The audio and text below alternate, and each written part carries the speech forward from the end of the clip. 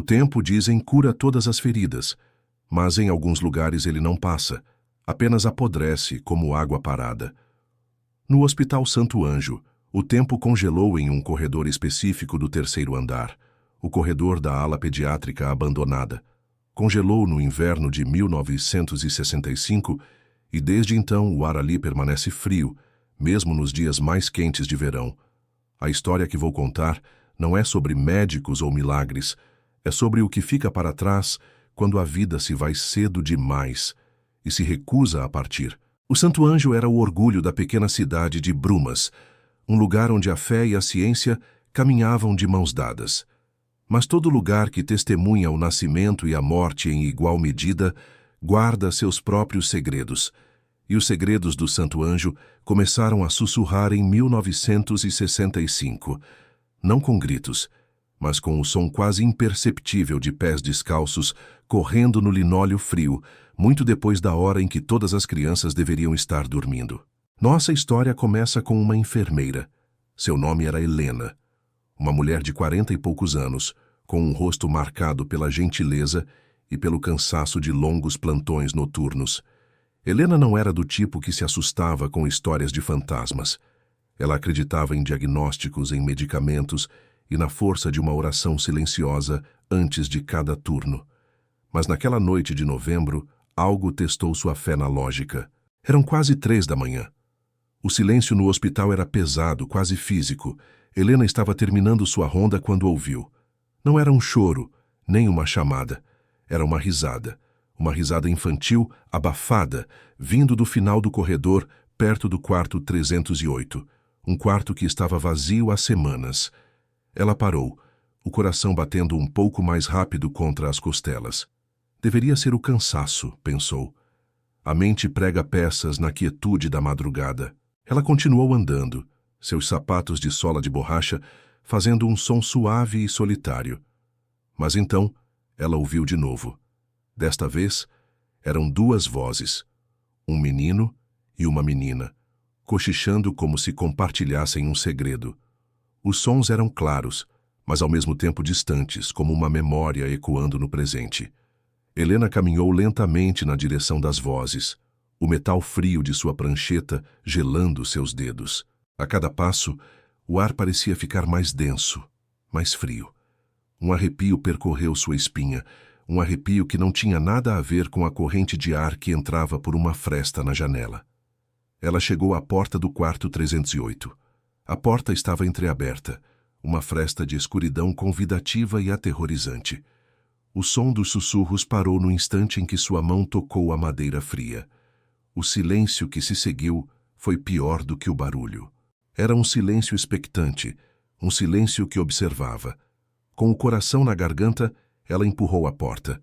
O quarto estava vazio, impecavelmente limpo, estéril. As camas perfeitamente arrumadas. A janela fechada. Não havia vento.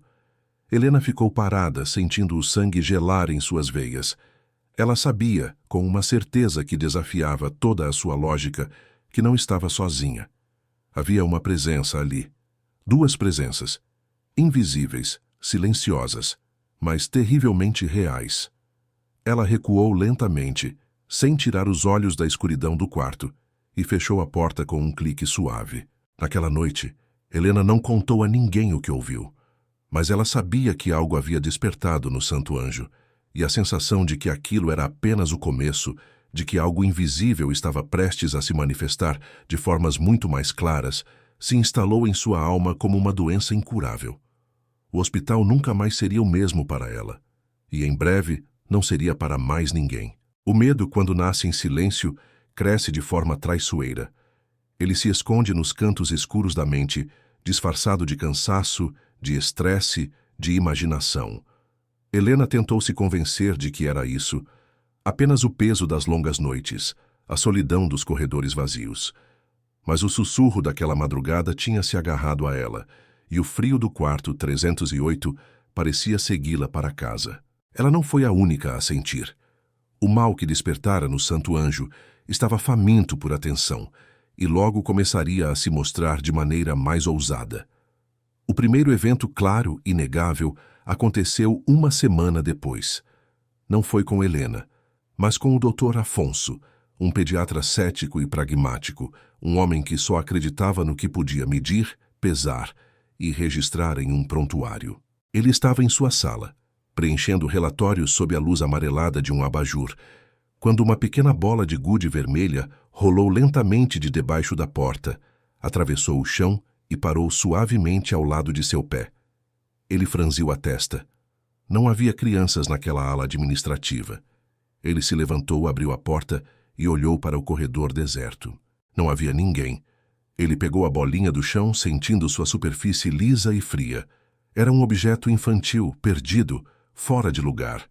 Ele a guardou no bolso do jaleco, pensando em perguntar no dia seguinte se alguém a havia perdido. Naquela noite, ao chegar em casa e esvaziar os bolsos, a bola de gude não estava mais lá. Aos poucos, outros começaram a testemunhar o inexplicável. A irmã Lúcia, uma freira idosa que cuidava da capela do hospital, jurou ter sentido uma mão pequena e gelada tocar seu ombro enquanto rezava sozinha no meio da tarde. Ela se virou, esperando encontrar uma das crianças da ala de tratamento. Mas o ar atrás dela estava vazio e imóvel. Carlos, o zelador noturno, um homem grande e que não temia nada, começou a encontrar as portas dos quartos da antiga ala pediátrica abertas, mesmo tendo certeza de que as havia trancado horas antes. Ele não dizia nada, apenas as trancava de novo, com um pouco mais de força a cada noite. As histórias começaram a circular em sussurros, trocadas nos refeitórios e nas salas de descanso. Helena, ouvindo os relatos, sentiu um calafrio de reconhecimento. Ela decidiu conversar com a irmã Lúcia, a alma mais antiga e talvez a mais sábia daquele lugar. A freira ouviu com atenção, seus olhos pequenos e fundos não mostrando surpresa, mas uma profunda tristeza. "Não é a primeira vez, minha filha", ela disse, a voz baixa e trêmula. "Esta casa, este chão, já viu muita dor. Algumas dores não vão embora." A conversa foi interrompida por uma comoção vinda do corredor. Uma das enfermeiras mais novas estava pálida, com os olhos arregalados. Em sua mão, ela segurava um porta-retrato que ficava na recepção principal. Uma foto antiga, de todos os médicos fundadores do hospital. A foto estava no lugar, mas o vidro que a protegia estava trincado, e sobre a imagem, caídas como lágrimas, estavam duas pequenas flores murchas, do tipo que só crescia no jardim abandonado atrás da capela. Ninguém as viu ali antes. Ninguém sabia como foram parar dentro da moldura. Naquela noite, o medo deixou de ser uma suspeita e começou a tomar a forma de uma certeza aterrorizante. Não era o cansaço, não era a imaginação. Havia algo no Hospital Santo Anjo, algo preso entre as paredes, algo que se comunicava através de bolas de gude, toques gelados e flores mortas. E a pergunta que ninguém ousava fazer em voz alta pairava no ar, pesada e sufocante. Quem eram eles? E o que eles queriam? Quando o inexplicável se torna rotina, a mente humana busca desesperadamente por uma âncora na realidade. A negação já não era mais uma opção para Helena e alguns outros no Hospital Santo Anjo. O medo havia se solidificado e, com ele, a necessidade de entender. A investigação não começou com policiais ou especialistas, mas de forma silenciosa e quase clandestina, nos cantos esquecidos do próprio hospital, liderada por uma enfermeira assustada, uma freira resignada e um zelador que já não confiava em suas próprias chaves. Helena passou a usar suas horas de folga na biblioteca empoeirada do hospital, um arquivo de registros que ninguém consultava há anos. Ela procurava por qualquer coisa fora do comum no inverno de 1965. Um surto, um acidente, algo que pudesse explicar a origem daquela tristeza que agora assombrava os corredores. As páginas dos livros de registro eram amareladas e frágeis, cheirando a poeira e tempo. Ela lia nomes, datas de admissão, diagnósticos, mas nada se destacava. Era como procurar por duas gotas de chuva em meio a uma tempestade de sofrimento. Enquanto Helena buscava nos papéis, a irmã Lúcia tentava uma abordagem espiritual. Ela passou a benzer o corredor do terceiro andar todas as noites, suas orações em latim ecoando suavemente nas paredes frias. Mas era como jogar água benta em uma ferida que não se via. O frio persistia, e os sons, embora mais raros, pareciam zombar de seus esforços. Certa noite, após uma de suas preces, ela encontrou o pequeno crucifixo de madeira que sempre deixava pendurado na porta do quarto 308 no chão, partido ao meio. Não havia sinal de força, apenas uma quebra limpa, como se a madeira tivesse cedido sob o peso de uma dor invisível. A atmosfera no hospital ficou inegavelmente mais pesada. Os poucos pacientes que ainda restavam na ala pediátrica começaram a se queixar. Uma menina de 7 anos, internada com pneumonia, acordou gritando, dizendo que o menino do pijama listrado não a deixava dormir. Um garotinho se recusava a ficar sozinho, afirmando que a menina do laço cantava para ele no escuro. Os médicos, incluindo o antissético Dr. Afonso, atribuíam tudo à febre e à medicação, mas os relatos eram perturbadoramente consistentes. Um cheiro estranho, como o de flores apodrecendo misturado com algo queimado, começou a emanar do quarto 308, mesmo com a porta trancada e o quarto vazio. Foi Carlos, o zelador, quem fez a primeira descoberta tangível. Ao limpar um antigo armário de suprimentos no porão, um depósito de equipamentos quebrados e esquecidos, ele encontrou uma caixa de metal enferrujada, escondida sob um monte de lençóis velhos. Dentro dela não havia registros médicos, mas pertences pessoais. Eram itens que deveriam ter sido devolvidos ou descartados. E no fundo da caixa, sob um pequeno sapato de criança, ele encontrou um diário. Um diário de capa de couro gasta, sem nome na capa. As páginas estavam manchadas de umidade e a caligrafia era apressada, quase desesperada. Ele levou a caixa para Helena, sentindo que aquilo era importante. Juntos, na luz fraca de uma sala de descanso vazia, eles abriram o diário. A tinta estava desbotada e muitas palavras eram ilegíveis. Mas a primeira frase legível que encontraram fez o sangue de ambos gelar. A caligrafia pertencia a uma enfermeira que eles não conheciam, e a data era de novembro de 1965. A frase dizia: Deus, perdoe esta casa. Eles não mereciam morrer sozinhos. Ninguém sabe que eles ainda estão aqui. A descoberta era ambígua, um fragmento de uma história perdida. Eles haviam encontrado uma voz do passado, mas essa voz apenas confirmava o horror. 2 almas foram deixadas para trás. Mas quem eram elas? E por que foram esquecidas? A resposta eles sentiam estava em algum lugar naquelas páginas manchadas. Um diário encontrado no escuro pode ser uma luz ou um abismo. Para Helena e Carlos era ambos. As páginas do diário da enfermeira desconhecida se tornaram uma obsessão, uma janela para o inverno sombrio de 1965. A cada noite, eles se encontravam em segredo, tentando decifrar a caligrafia desbotada, juntando fragmentos de uma tragédia esquecida. Mas o diário era um labirinto de pistas e contradições. Em uma página, a enfermeira descrevia a rápida deterioração da saúde dos irmãos, sugerindo uma doença fatal. Em outra, ela escrevia com medo sobre os pais das crianças, um casal recluso e estranhamente indiferente ao sofrimento dos filhos. Ela anotou: os pais não os visitam, parecem ter medo de entrar no quarto, ou talvez medo de que eles saiam. Essa frase mudava tudo. A tragédia deixava de ser apenas médica e passava a ter um contorno de negligência, talvez até de maldade. A busca por respostas se tornou mais urgente. Helena tentou localizar os registros de admissão daquelas crianças, mas era como se eles tivessem sido apagados da história. Não havia prontuários, nem certidões de óbito. Era um vácuo administrativo, impossível para um hospital tão metódico como o Santo Anjo. A suspeita de que alguém havia deliberadamente escondido a verdade começou a crescer, envenenando a atmosfera já carregada. A tecnologia, que deveria trazer clareza, apenas aprofundou o mistério. Dr. Afonso, agora convencido de que algo estava errado, decidiu instalar um gravador de áudio no corredor do 3º andar durante a noite, na esperança de capturar as vozes que as crianças e Helena haviam ouvido. Ele deixou o aparelho funcionando por 3 noites seguidas. Ao ouvir as fitas, Tudo o que conseguiu foi o silêncio estático do corredor. No entanto, na quarta manhã, o gravador não estava onde ele o deixou. Havia desaparecido, sem deixar vestígios. O clima de desconfiança se instalou entre eles. Seria tudo uma histeria coletiva, alimentada por um diário antigo e pela sugestão de uma freira idosa? Ou havia realmente algo sobrenatural acontecendo? Algo inteligente o suficiente para esconder seus rastros, movendo objetos e apagando evidências? A dúvida começou a corroer a sanidade de Helena.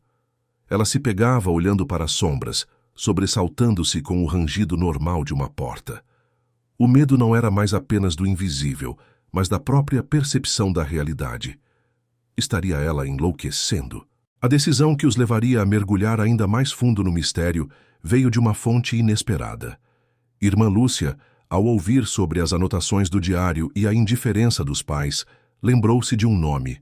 Um médico que havia se aposentado logo após 1965, um homem chamado Dr. Monteiro, que se mudara para uma cidade vizinha e vivia recluso desde então. Ele era o chefe da pediatria naquela época.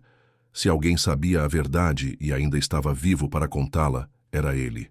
Encontrá-lo era a única esperança de separar o fato da alucinação. Era um tiro no escuro, uma última tentativa de encontrar uma testemunha viva para a dor de duas crianças mortas. E eles decidiram arriscar. Há pessoas que fogem de seus passados e há pessoas que são enterradas por eles. Dr. Monteiro era ambos. Encontrá-lo não foi difícil. Ele vivia exatamente onde Irmã Lúcia disse que estaria, em uma casa pequena e sombria, no final de uma rua sem saída, em uma cidade onde ninguém conhecia sua história. O difícil foi fazê-lo falar. Quando Helena e Dr. Afonso bateram à sua porta, o homem que os recebeu era uma sombra do médico respeitado das fotografias antigas. Era um senhor encurvado, com olhos fundos e assustados, que pareciam carregar o peso de 20 anos de silêncio. No início, ele negou tudo. Disse que não se lembrava de nenhum caso específico de 1965, que sua memória já não era a mesma. Mas quando Helena mencionou o diário e descreveu os fenômenos no hospital, as risadas, a bola de gude, o pijama listrado e o laço de fita, a máscara de esquecimento do Dr. Monteiro ruiu. Ele os deixou entrar. O ar em sua casa era parado e pesado, como o de um cômodo que não via a luz do sol há anos. Ele os levou até uma sala de estar abarrotada de livros e papéis, e com as mãos trêmulas, ele começou a contar a verdade. Uma verdade muito mais terrível do que uma simples doença. As crianças se chamavam Léo e Lia. Tinham 8 e 6 anos. Eles não morreram de uma febre desconhecida. Foram levados ao hospital pelos pais, sim, mas com hematomas escondidos sob as roupas e um medo nos olhos que nenhum termômetro poderia medir. Dr. Monteiro, na época um jovem e ambicioso chefe de pediatria, suspeitou de abuso desde o primeiro momento. Os pais eram figuras influentes na cidade, uma família rica e de fachada impecável, que contribuiu generosamente para a construção de uma das alas do hospital. Eles eram intocáveis. Monteiro contou que tentou intervir. Ele documentou os ferimentos, confrontou os pais que negaram tudo com uma frieza assustadora. Ele levou o caso à diretoria do hospital, mas foi silenciado. A reputação da instituição e o poder da família falaram mais alto do que os sussurros de dor de duas crianças. Léo e Lia foram mantidos no quarto 308, mais para protegê-los dos pais do que para tratar uma doença. Mas o hospital, que deveria ser um refúgio, tornou-se sua prisão. A revelação mais sombria veio em seguida. Uma noite, os pais exigiram levar os filhos para casa. Dr. Monteiro recusou, alegando que precisavam de mais observação. Na manhã seguinte, ele encontrou o quarto 308 vazio. A janela estava aberta. A versão oficial, imposta pela diretoria e pela família, foi que as crianças em estado febril e delirante fugiram durante a noite e se perderam na mata fria que cercava a cidade. Uma busca foi organizada, mas foi curta e superficial. Seus corpos nunca foram encontrados. A história foi abafada, os registros desapareceram e a família se mudou da cidade meses depois, deixando para trás apenas o silêncio e a culpa. Agora, os objetos que assombravam o presente ganhavam um peso sinistro e trágico. A bola de gude vermelha, que Dr. Monteiro se lembrou de ter visto Léo brincando no corredor. O laço de fita, que Lia nunca tirava do cabelo. O pijama listrado. Não eram apenas ecos de uma presença, eram os últimos vestígios de duas vidas interrompidas pela crueldade e pela covardia dos adultos que deveriam protegê-las. A assombração no Hospital Santo Anjo não era apenas sobre fantasmas. Era sobre uma injustiça que se recusava a ser esquecida. E a revelação final de Monteiro conectou o passado ao presente de forma brutal. Eles não fugiram, disse ele, com a voz embargada. Eu sei que não. Naquela noite, eu ouvi os gritos, mas tive medo. Todos nós tivemos. A confissão do Dr. Monteiro não trouxe alívio, apenas um tipo diferente de dor. A dor da certeza. Léo e Lia não eram apenas espíritos, eram vítimas, e o hospital não era apenas assombrado, era cúmplice. O silêncio de 20 anos agora gritava nos ouvidos de Helena e Dr. Afonso. Armados com a verdade, eles voltaram ao Santo Anjo, não mais com medo dos fantasmas, mas com uma fúria silenciosa contra os vivos que permitiram que aquela tragédia acontecesse. Eles sabiam que a história contada pelo médico aposentado não era suficiente. Precisavam de algo concreto, uma prova física de que as crianças nunca deixaram aquele lugar. E só havia um lugar para procurar. O quarto 308. O epicentro de toda a dor.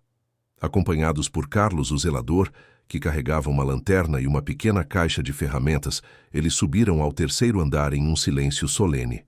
A porta, que antes parecia ameaçadora, agora parecia a entrada de um túmulo. Carlos a destrancou, e o ar que saiu de dentro do quarto era o mesmo de sempre, frio, parado e com aquele cheiro fantasma de flores mortas. Mas desta vez, eles não recuaram.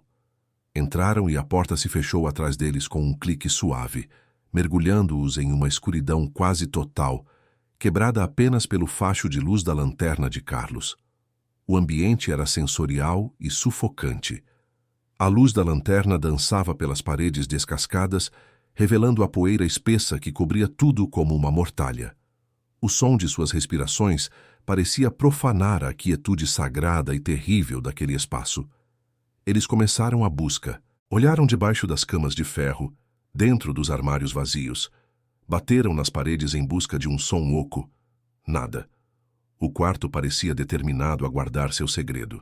Foi Helena quem notou. Um detalhe pequeno, quase insignificante. No canto do quarto, perto da janela, o assoalho de madeira parecia diferente. Havia um pequeno desnível, e as tábuas de madeira pareciam mais novas, ou talvez menos gastas, do que as do resto do cômodo. Ela se ajoelhou, passando os dedos pela superfície. Carlos aproximou a lanterna.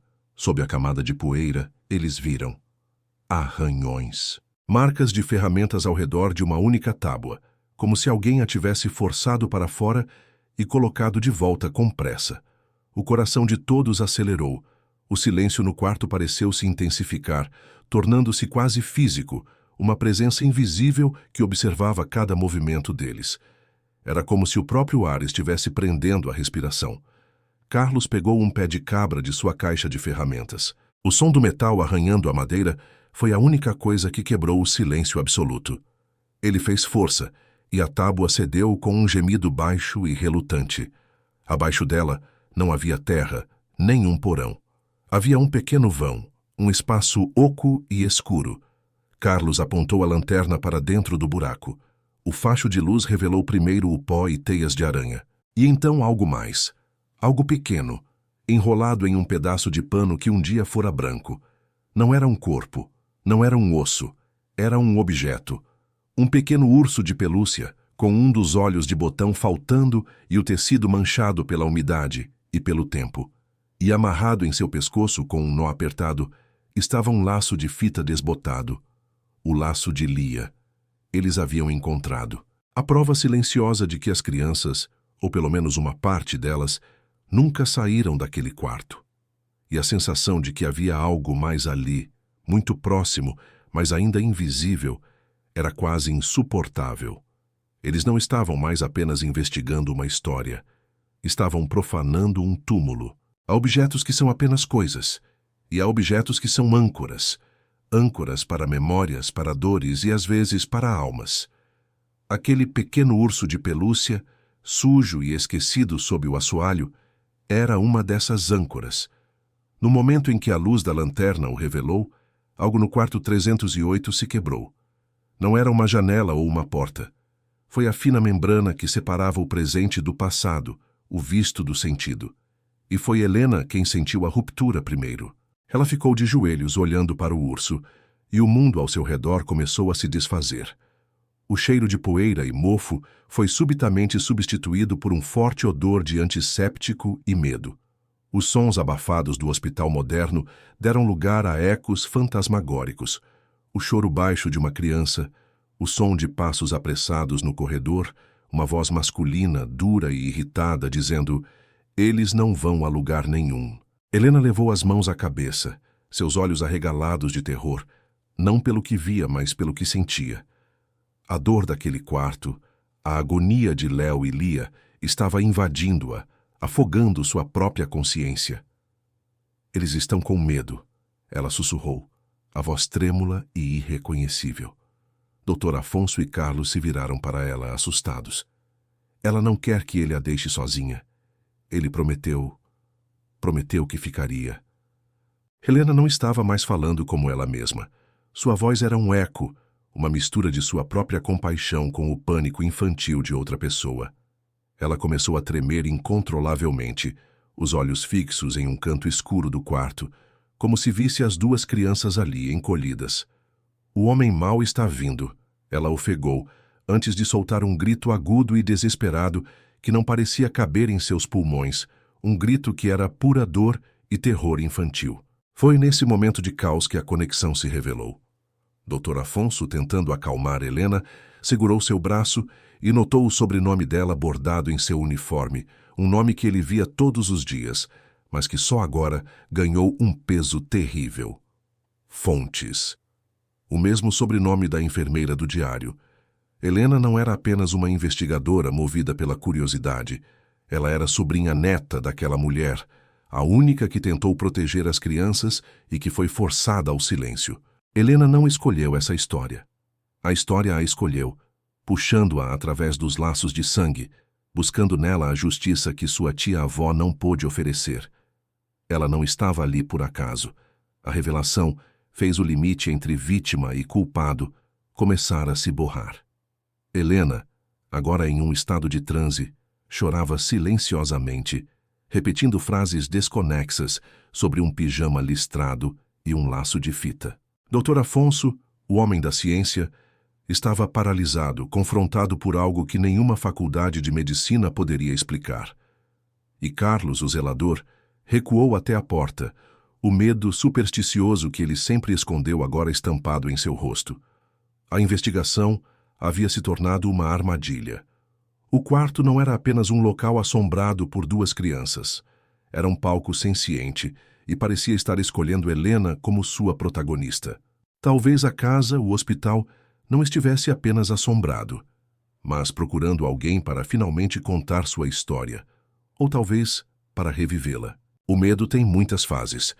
Começa como um sussurro, evolui para uma dúvida e então se torna uma certeza fria. Mas há um estágio final, um ponto de ruptura onde o medo deixa de ser uma emoção e se torna o próprio ambiente. No quarto 308, com Helena em colapso e a verdade sobre sua linhagem exposta, o medo finalmente se tornou realidade. A energia contida naquele espaço por 20 anos, provocada pela descoberta do urso e pela vulnerabilidade de Helena, transbordou. A primeira manifestação foi o frio. Não o frio úmido e constante que eles já conheciam, mas uma queda de temperatura súbita e violenta, como se a porta de um freezer tivesse sido aberta. O vapor da respiração deles se condensou no ar. Dr. Afonso, ajoelhado ao lado de Helena, sentiu seus dedos ficarem dormentes. Carlos, perto da porta, tentou girar a maçaneta, mas seus dedos escorregaram no metal que parecia ter congelado instantaneamente. A porta não abria. Estavam trancados. O pânico começou a se instalar. Um pânico primitivo e claustrofóbico. As janelas que antes deixavam entrar a luz pálida da lua, agora pareciam pintadas de preto. A escuridão no quarto tornou-se absoluta, engolindo o facho de luz da lanterna de Carlos, que piscou 2 vezes e se apagou, deixando-os em um breu total e aterrorizante. O único som era o choro baixo e contínuo de Helena, que agora parecia vir de muito longe. E então, na escuridão, eles ouviram o som de uma bola de gude, mas não rolando no chão. O som vinha de cima, quicando lentamente no teto, 1, 2, 3 vezes. O som parou e foi substituído por outro. Passos, pequenos, arrastados, como os de uma criança hesitando em andar no escuro. Os passos não vinham do corredor, vinham de dentro do quarto. Dr. Afonso, um homem que dedicou a vida à lógica, sentiu o terror mais puro que já conhecera. Ele gritou o nome de Carlos, mas sua voz saiu como um sussurro estrangulado. Ele tentou encontrar Helena na escuridão, mas suas mãos apenas agarravam o vazio. O choro dela havia parado. O silêncio que se seguiu foi preenchido por uma nova voz. Uma voz de menina, clara como cristal e fria como gelo, sussurrando diretamente ao lado do ouvido do Dr. Afonso. "Você vai brincar com a gente?" Ele recuou com um grito, caindo para trás, e nesse exato momento, a lanterna de Carlos voltou a acender, seu facho de luz tremeluzente cortando a escuridão. A luz não iluminou o quarto inteiro, apenas um ponto. Ela focou na parede oposta à porta, e ali, desenhada na poeira da parede com o que parecia ser o dedo de uma criança, estava a silhueta de 2 figuras pequenas, de mãos dadas, e ao lado delas, uma terceira figura, maior, recém-desenhada. A narrativa que antes corria, agora se arrastava, forçando-os a absorver o peso de cada segundo. O medo não era mais uma ameaça, era uma presença física, e essa presença estava se aproximando. Os passos recomeçaram, lentos, deliberados, vindo do canto mais escuro do quarto na direção deles. E na soleira da escuridão, onde a luz da lanterna não alcançava, uma sombra começou a tomar forma. Uma sombra pequena, parada na fronteira entre o visível e o invisível. A sombra de uma criança, observando-os em silêncio. Há verdades que não podem ser contadas, elas precisam ser mostradas. Naquele quarto escuro e congelado, a sombra da criança não se moveu para atacar. Ela apenas ficou ali, uma testemunha silenciosa, enquanto a própria sala se tornava a tela da revelação final. A parede onde as figuras estavam desenhadas começou a escurecer, não com sujeira, mas como uma fotografia antiga se revelando em um líquido químico. Imagens fantasmagóricas, memórias presas no gesso e na tinta, começaram a surgir. Helena, Dr. Afonso e Carlos assistiram, paralisados pelo horror e pela tristeza. Eles viram Léo e Lia, não como espíritos, mas como crianças vivas, encolhidas no canto do quarto. Viram a porta se abrir e a figura de seu pai entrar, o rosto contorcido de uma raiva que não era humana. Viram a enfermeira, a tia-avó de Helena, tentando intervir, sendo empurrada para fora do quarto. E então, viram o impensável. A violência, os gritos abafados, o silêncio que veio depois. A visão na parede não mostrou a fuga que o Dr. Monteiro descreveu. Mostrou um crime acobertado pela cumplicidade e pelo medo. A memória final que a parede revelou foi a mais devastadora. O pai, com a ajuda de um funcionário do hospital, cuja identidade se perdeu nas sombras, envolvendo os pequenos corpos em lençóis. Eles não os levaram para a mata. Eles os levaram para o lugar mais impensável, o lugar que deveria simbolizar a vida e a cura. Como se guiado por uma força invisível, o facho de luz da lanterna de Carlos se moveu da parede e desceu trêmulo para o chão. Ele não apontou para a tábua solta onde encontraram o urso. Apontou para a parede sob a janela, onde a alvenaria parecia mais áspera, remendada com um cimento de cor ligeiramente diferente. Era uma área pequena, do tamanho de um armário embutido que não existia mais. Foi Dr. Afonso quem entendeu primeiro. A fuga, o desaparecimento. Tudo era uma mentira para esconder um túmulo dentro das próprias paredes do hospital. A revelação caiu sobre eles com um peso físico, esmagando o ar de seus pulmões. Os sussurros, os passos, a bola de gude. Não eram um pedido de vingança. Eram um pedido de ajuda. Um pedido para serem encontrados. O grito de Helena, quando ela finalmente compreendeu, não foi de medo, mas de um luto profundo e avassalador. Um luto por duas crianças que ela nunca conheceu, mas cuja dor agora corria em suas veias. Naquele momento, todas as peças se conectaram. O diário, a confissão do Dr. Monteiro, a negligência da diretoria, o silêncio de 20 anos e o sofrimento de duas almas presas ao lugar de sua maior agonia. O presente e o passado não eram mais duas linhas separadas. Eram um nó terrível e inextricável. A sombra na porta desapareceu. O frio intenso começou a recuar. A porta se destrancou com um clique suave. A manifestação havia terminado. A história havia sido contada. Mas quando a luz da manhã finalmente entrou pela janela, iluminando a poeira e o desespero, algo ficou claro. O mal não estava apenas no ato de um pai monstruoso. Estava na covardia de todos que sabiam e se calaram. E talvez, só talvez, o mal não estivesse preso apenas àquele quarto. Talvez ele tivesse se agarrado a todos que agora conheciam a verdade. O alívio não veio. Apenas o peso brutal de uma justiça que chegou tarde demais. O que acontece depois que a verdade é desenterrada? Não há um terremoto, nem um colapso. Há apenas o silêncio pesado que se segue a um grito muito longo. A polícia foi chamada. A parede sob a janela foi quebrada. E lá, no espaço escuro e esquecido, eles foram encontrados, Léo e Lia. O que restava deles? A justiça, em sua forma lenta e burocrática, finalmente começou a se mover, 20 anos atrasada. O pai, um homem velho e doente vivendo em outra cidade, foi localizado, mas morreu antes que qualquer julgamento pudesse acontecer, levando consigo a última chance de uma confissão. O Hospital Santo Anjo não sobreviveu à sua própria história. A notícia se espalhou como uma infecção, manchando o nome do lugar com uma vergonha que nenhuma limpeza poderia apagar. A ala pediátrica foi fechada permanentemente no dia seguinte à descoberta. Em menos de um ano, o hospital inteiro fechou as portas. O prédio imponente, que um dia foi o orgulho da cidade de Brumas, ficou de pé, vazio e esquecido, suas janelas como olhos mortos observando a cidade que o abandonou. Os personagens que tocaram nesta história carregaram suas marcas para sempre. Dr. Afonso abandonou a pediatria, incapaz de olhar para uma criança sem ver os fantasmas de Léo e Lia. Carlos, o zelador, pediu demissão e nunca mais trabalhou no turno da noite. E Helena deixou a enfermagem e a cidade. Ela carregava não apenas o trauma daquela noite, mas o peso da herança de sua tia-avó, uma mistura de culpa e dever cumprido.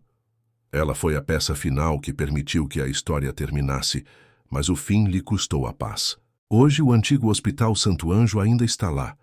As portas estão acorrentadas, as janelas quebradas. A natureza lentamente o reclama para si. Dizem que o lugar é amaldiçoado, um ponto turístico para caçadores de fantasmas e adolescentes em busca de emoção. Mas os fenômenos que aterrorizaram os funcionários por anos cessaram. Não há mais risadas, nem bolas de gude rolando no escuro. Os sussurros se calaram. Léo e Lia foram finalmente encontrados. Sua longa vigília havia terminado. Mas o silêncio que agora habita o terceiro andar é diferente. É um silêncio de ausência, um vazio deixado para trás. A dor foi exposta, mas a energia daquela tragédia impregnou as paredes, o chão, o próprio ar. A casa não está mais assombrada, mas também nunca estará em paz. É apenas uma casca, um monumento à crueldade e ao silêncio. E na manhã seguinte à demolição daquela parede, um dos operários encontrou algo no chão empoeirado do quarto 308, algo que todos haviam deixado para trás. Uma única bola de gude vermelha, perfeitamente imóvel no centro do cômodo. Porque algumas histórias terminam, mas há coisas que o tempo simplesmente se recusa a deixar desaparecer.